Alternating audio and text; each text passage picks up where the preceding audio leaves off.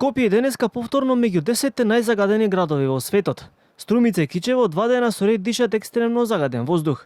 Според податоците на IQR, индексот на загаденост на воздухот во Скопје се движел над 160, што значи многу нездрав воздух и го сместува високо на европската листа на градови со најлош квалитет на амбиенталниот воздух.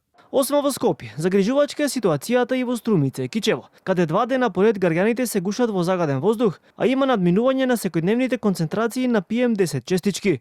Поради тоа се воведени неколку препораки со цел заштита на здравјето на луѓето.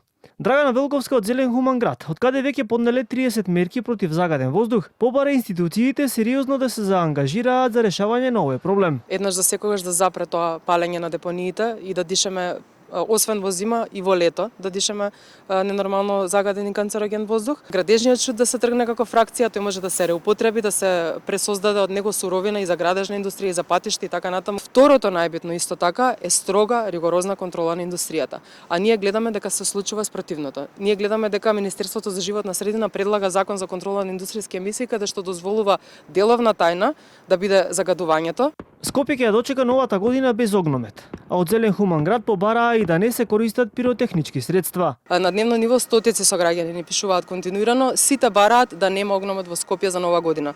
Барањето на Зелен хуман град не е само да нема огномет за нова година, туку комплетно забранување, бидејќи сега централната власт наводно работи на измени во законот за јавен ред и мир и дека ќе се забранува огномет на затворено, паралелно со тоа да се забрани секаква пиротехника и на отворено и на затворено. Кога станува збор за пиротехничките средства пак, МВР на почетокот на месецов апелираше да не се користат и најавија засилени контроли и казни за тие кои нема да го почитуваат законот.